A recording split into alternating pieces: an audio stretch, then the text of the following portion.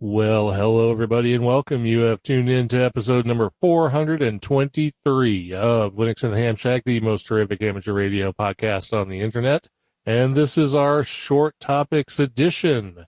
So thank you for being here, and we welcome you in. And before we get rolling on our topics tonight, we will introduce ourselves. I'm Russ, K5TUX. I'm Cheryl, W5MOO. And I'm Bill, NE4RD. All right, so we're all here tonight. The gang's all here, yay! Woo-hoo. And we do actually have a lead topic tonight because coming up in a couple of weeks, if you're listening to this when it comes out, we have yet another QSO Today Virtual Ham Expo. We didn't think Eric was going to try and pull this one off, but he is. So, yes, there's another Virtual Ham Expo. And Bill wants to tell you all about what's going to happen at the Virtual Ham Expo, right? Yeah, we're not going to have a booth. Yay! He asked me about it a couple of days ago, too. He's like, do you want a booth? They're like, no. It's too much sitting around waiting for stuff to happen and stuff like that. So, we're going to do a presentation instead. That seems to have a lot of traction, probably more so than anything else. So we'll probably just have, we did entitle the talk free open source software for your ham shack. Gee, that sounds a lot like Linux in the ham shack, but hey, whatever. We'll talk about free software that you can put on your ham shack computer, and we'll talk about the podcast, and it'll probably just be pretty free form like the previous ones have been. And we hope you'll join us in your busy schedule of presentations that are going to be available during the QSO Today Virtual Ham Expo. Yes, I don't know what time or day or anything yet. We just we know we're on the list. Yeah, we're on the list, and it looks like there are going to be a ton of talks. So there'll be plenty of content, regardless of what you're interested in. And we're just going to talk about free and open source and ourselves and just have a good time, which is what we normally do. We're just going to do it on a different platform. So we hope you'll join us there as you join us here. So yeah, and he's gone back to the vFairs platform, so that'll be at least a positive. I'm not sure what the presentations are going to be like. I'm assuming they'll probably just use Zoom like they did the last time they had vFairs for the Q&As, and ours will just be a Zoom call. So I'm just assuming that's what we're going to be using. So be prepared. Probably a safe assumption, and it's not like everybody doesn't have Zoom at this point because that's how they got through the last 18 months. So. Yeah, exactly. All right, very good. And that, by the way, again, is on August 14th and 15th. So coming up very soon. And we'll see you at the QSO Today Virtual Ham Expo. And with that being said, we can move on from our lead topic to our amateur radio topics, which we always start with. And I didn't read through any of these, so I'm just going to let Bill hit the first one while I read through the second one. Yeah, there you go. That sounds appropriate. This one, I was looking for ham radio news, and I just gave up. And I started just looking for amateur radio news inside of DuckDuckGo and Google News engines. And lo and behold, I found a story here that I hadn't quite seen surface anywhere else, so we'll go ahead and mention it. Ham radios to aid in cyclone relief in the Sundarbans. I have no idea where that's at, but I'm assuming that you can look that up. Cheryl's probably doing that right now, and she'll tell us exactly where the Sundarbans are here in a minute. Yes. So in the last week of May, hours before Cyclone Yas made landfall in northern coastal Odisha and battered coastal West Bengal, we're getting the geography here. Ambarish Nag Biswaz, sorry about the names, secretary of the West Bengal Radio Club, amateur radio club, got a call from senior bureaucrat about deployment of some ham radio operatives in Purba. I shouldn't have put the story in here. No, you just needed to drink a little bit more before you started. Medinipur district, where the maximum damage was expected.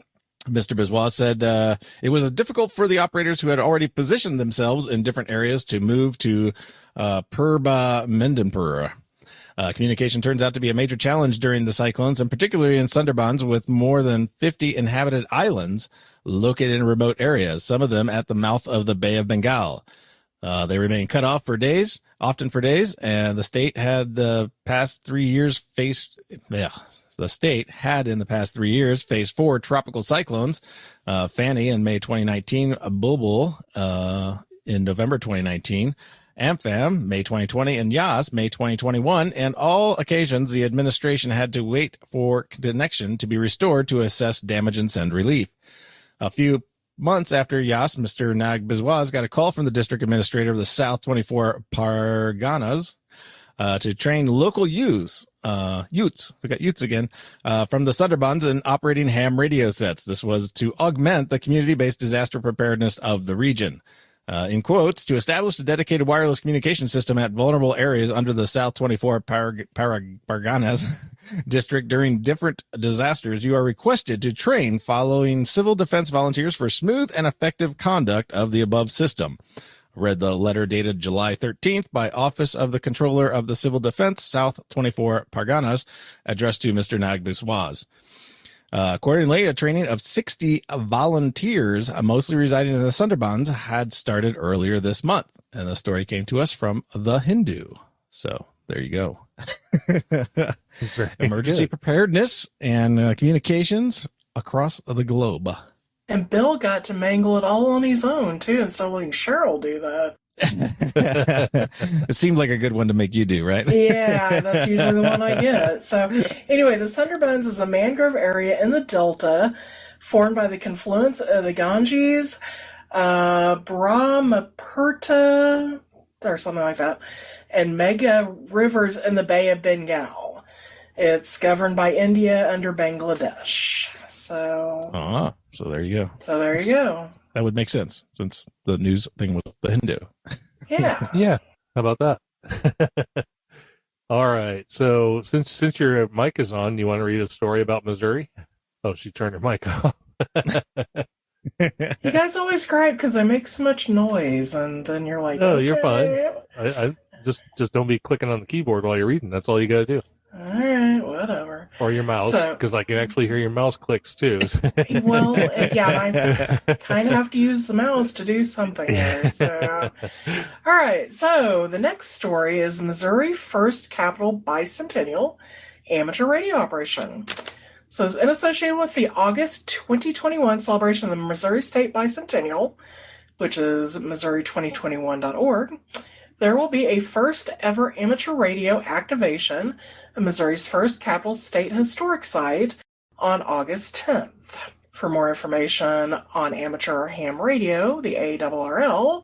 You don't need to read I don't need that. Thanks. Sorry. The original building served as Missouri's capital from 1821 to 1826 and is located on the west bank of the Missouri River. The site is part of the St. Charles Historic District in the city's Riverfront neighborhood and is adjacent to Frontier Park, where Lewis and Clark launched their Corps of Discovery expedition in August 1803.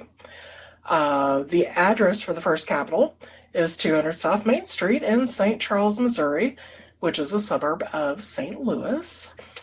An amateur radio station operated by the St. Charles Amateur Radio Club, SCARC, using the call sign K0B, will be active on the first Capitol site on August 10th. Scheduled operation will be announced as the date gets closer. First Capitol site also qualifies for a National Parks on the Air program with the identifier K3349. Additional POTA-style activations from both the first Capitol site and from adjacent Frontier Park are possible on other dates, depending on weather and operator availability.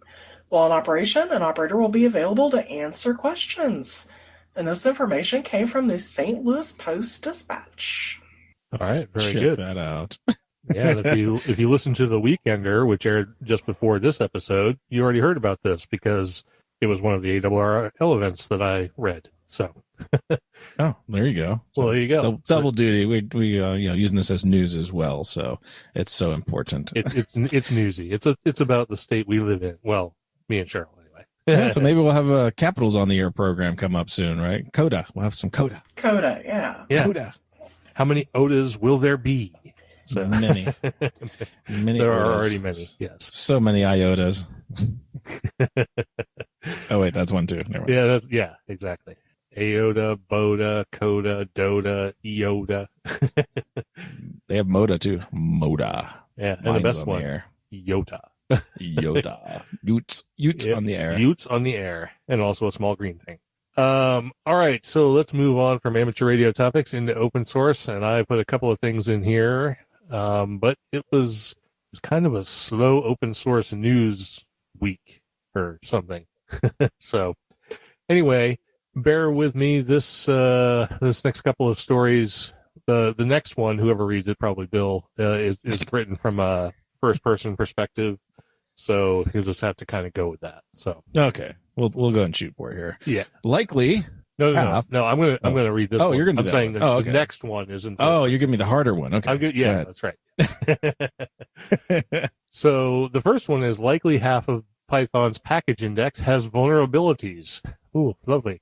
In a research paper distributed via Archive, Jukka Ruonen, Kalle Jyrpe, and Kalle Rindel from the University of Turku, I'm going to guess that's Finland or Norway or something, describe how they subjected some 197,000 Python packages available through PyPy to a that's PyPy, P-Y-P-I, to a static analysis tool called Bandit, and found more than 749,000 instances of at best poor or at worst insecure programming. Of the issues identified, most are low severity. About 227,000 are moderate severity, present in about 25% of the PyPy packages. About 80,000 are high severity, present in about 11% of the PyPy packages. App Engine SDK, an unofficial package of Google's Python development kit for its App Engine cloud service, exhibited more serious problems. Among the 2,356 issues detected, wow, that's a lot of issues. 395 refer to generic known risky issues, 351 are injection related, 500 have to do with potential cross-site scripting, and 7 involve potentially insecure network protocols. Modern software tends to rely on open source libraries written by third parties who in turn have incorporated other libraries as dependencies into their projects. Meanwhile, malware creators have recognized how much software gets trusted by default because there's no practical way to check dozens of packages and many levels of dependencies, and have stepped up efforts to subvert the system. Dun, dun, dun. That came from The Register over in the UK. And it's a much longer article, so a link to it has been put in the show notes. And if you want to find out more about all the insecurities in Python, you can go check that out. Finland. Okay, I was right. Well, sort of. I picked 2, and Finland was one of them. So, all right, very good. So now Bill can read the next one. I think it's an easy read. It's just Yes. It's not Bill speaking. So yes, so I tried to clarify that here at the beginning too. So this is a story called or titled "Novena: A Laptop with No Secrets," and of course it is written in the first person. So the "we" that is being used in the article is actually the authors Andrew Huang and Sean Cross, who are self-employed American computer scientists living in Singapore. So here we go. We started by considering the constraints of the most complex and brittle pieces of any such system, the software. We wanted to build a complete computer, one with a long-term support roadmap, and we had neither the resources nor the manpower to negotiate with the vendors of the proprietary hardware and software.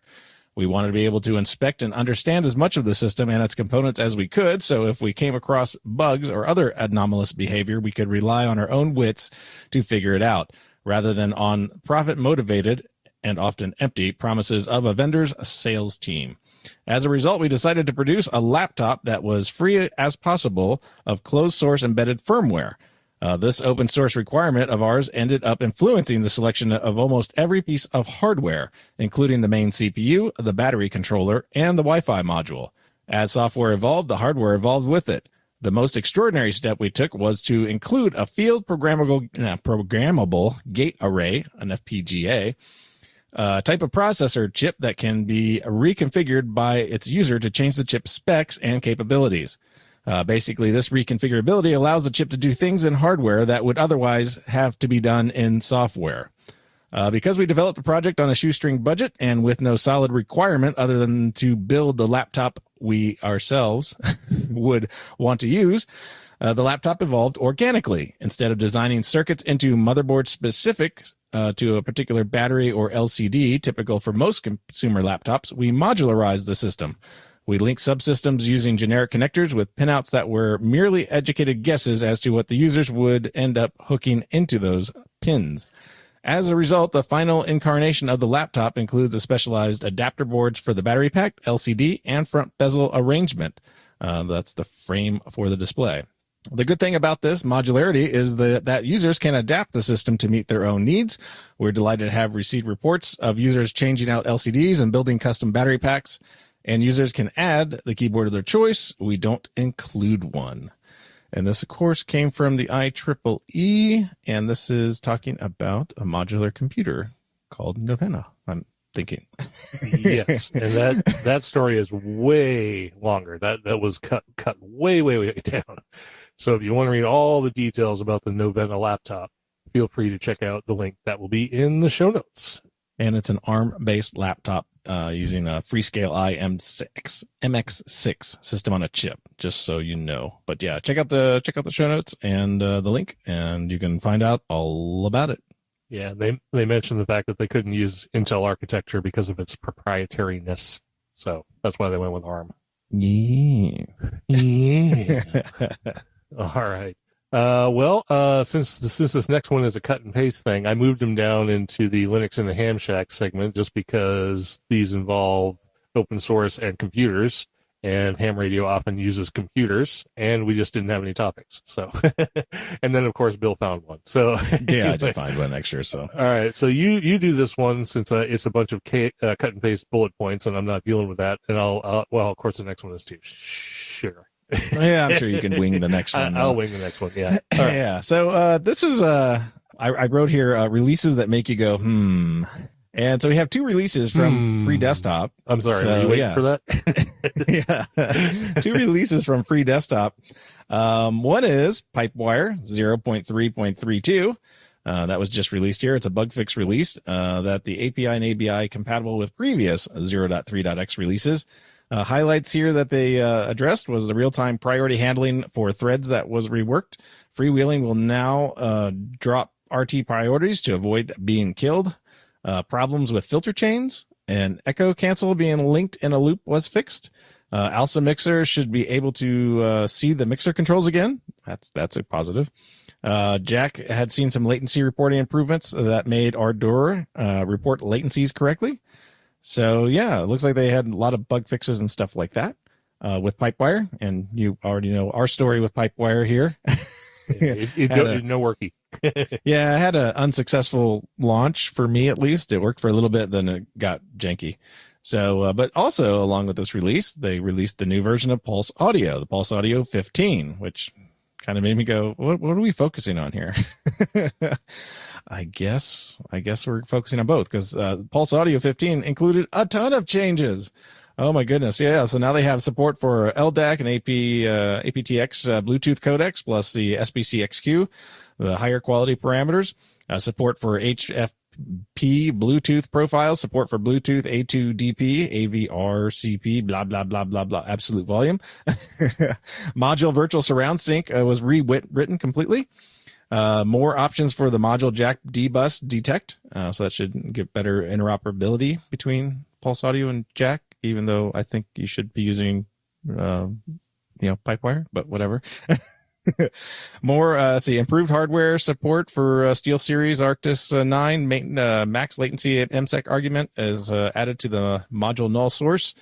Yeah, lots of stuff. Improvements to the free BSD support, Windows support added to Meson, and additional commands for Pactal, or PA control, PACTL.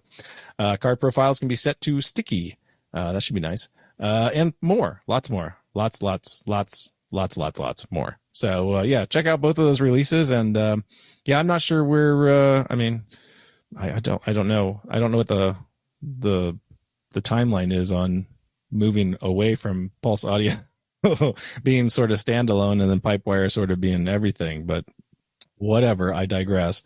Well, didn't we say that about ALSA? ALSA was the standalone and then Pulse Audio was supposed to be the everything. So yeah. I mean, it's like deja vu, but I guess we'll see. Again. Yep. We'll see. All right. Well, so the next story Bill chucked in here at the last second was about WFView, which is a project we talked about a little bit ago. It's a ICOM-based pan adapter, more or less, remote rig view application. Apparently, version 1.1 has been released. Royland, I know it's not quite Roland, it's like Royland, something like that. Janssen, PA3MET announced on the Linux Ham mailing list that version 1.1 had been released. The following highlights are in this release. More testing is needed, but support has been added for the IC 7700, 718, and 7100. Ooh, I have one of those. Yeah.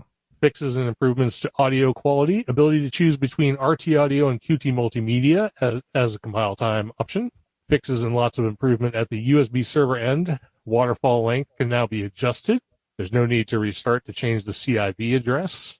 Seamless changing rigs without restart. That's nice. Started support for older rigs like 718 and apparently the 7100, which is not super old, but it's not one of those new fancy digital rigs. Let's see. WF display disappears when there is no WF capable rig. Okay, that makes sense. The IC, they could just put up a big waterfall that says no. No, not going to happen. ICR 8600 support has been improved. For older rigs, added a polling timing box to keep stuff keeping smooth. Okay, sure. Local AF gain now has anti-log audio pot taper, and you can select a second meter in the UI and lots of bug fixes. I put lots of in there. It just says bug fixes, but I'm going to assume there were lots of them. Sure. There's definitely more than one. Yeah, right. And this came from Royland, PA3MET, but it was announced on the Linux Ham mailing list, or at least that's where Bill found it. So there you go. New stuff for WFU, and that means I can probably actually do something with it with my 7100 now. So I'm going to give it yet another shot. So that actually sort of rather quickly takes us down through our topics to the bottom of the show. And considering 20 minutes ago this show was a lot shorter, you got some more content. But we're not quite done yet because we got to bring Cheryl back in here now so she can do the social media roundup. Woohoo! Yeah, woo. Woo! So everybody say woo. Woo. Woo. Woo. Woo. Moo, woo, something like that. So for our Patreons this time, we have David Slaughter, Jim Lawson, Patrick Ang, Douglas Chalk, Eric Guth, Brandon Rozek, John Spriggs, Robert Lewis, Robert Pitts, Douglas Rudder, David Jagway, Darren King, Cubicle Nate, Erno Costella, Samuel Vimes, Peter Caffrey, Richard Gordon, Paul Griffith, Jonas Rulo, Donald Gever, Herb Garcia, Steve Sainer, Steve Metcalf, William Heckelman, Randolph Smith, and Andy Webster. For subscriptions, we have Paul Mooney, Chris DeLuca, Andy Cowley, Eric Muller, Carl Backus, Isaac Gear, Thomas Foy, Michael Burdack, Kevin Ivey, Tony Coberly, Ronald Ike, Johnny Kinsey, Peter Spots, Fred Cole, Bill Piotr, Jeffrey Boris, Robert Halliday, Wayne Hale, John Clark, Steve Hepler, Michael Jopling, Roger Pereira, Howard Dittmer, Todd Bowers, Michael Carey, A. Taylor, Dylan Engel, Jim McKenzie, Bill Collins, Robert Black, Darren King, Randolph Smith, Robert Yerke, Steve Biella, Alan Wilson, Mark Farrell, and Jeff Zimmerman. Whew, okay. Now, down to Facebook. Cynthia Ernst and Brian Esky joined us. On Twitter, we had at KJ5T, at OnyxMK, at N4TBB, and Malk0. On YouTube, we had Norman Richards, Daniel Flynn, Scott Wright, Dave Benson, and Euster Mora. On Discord, we had Robear, Casey3DRU, The Love Bug, ABC Lean On Me, Derb Sturber, Spartan Bros, Rudy, Benfeed 2003, MVB, Reaper 11. No one joined us on the mailing list, and Steve Annis bought something from us. Yes, he did. We had merchandise sales, and the mailing list, as you heard on the last show, is working. So feel free to go to the website and sign up for the mailing list because it's back. So haven't really done much with it other than to get it working. I think the archives are broken still, but if you were on the list at one point, you should still be there. But if you want to sign up for our mailing list, it's very low traffic, but we do put stuff out there. And we do put things like contests on the mailing list. So if you want to find out about those, you might want to sign up. And we won't flood your inbox, I promise. Anyway, so there. That's all I need to say again about the mailing list. Do we send more than 1 or 2 pieces of mail a month? No. Not really. No. Yeah. I don't even know if we send 1 or 2 pieces a month. So, yeah. So definitely low traffic mailing list. Yeah, low volume. So there you go. And that brings us down to the end of the show. But before we get on out of here, we do want to mention the folks who joined us live, and the peanut gallery did start filling up as we started recording the show. So we do have some folks who are listening to us, and we had Don, KC9ZMY, Ted, WA0EIR, Tony, K4XSS, Dan, KF5TQN, Don, KB2YSI, and Darren, VK6EK. So thanks, guys, for coming in and listening to us live. We appreciate that, and we appreciate everybody who downloads and listens to the show and supports us either by buying some merch or just listening to the program or signing up over at Patreon or PayPal to help keep the lights on. Thanks once again to everybody. We try not to harp on, sending us money because we enjoy doing this, and we hope you enjoy listening. And don't forget about the QSO Today Ham Radio Expo on the 14th and 15th. We look forward to seeing you over there. And with that, I think we are done. We have come down to the end of episode number 423 of Linux in the Ham Shack. Have a great week, and we'll catch you on the next one. I'm Russ, K5TUX. I'm Cheryl, W5MOO. And I'm Bill, NE4RD 73.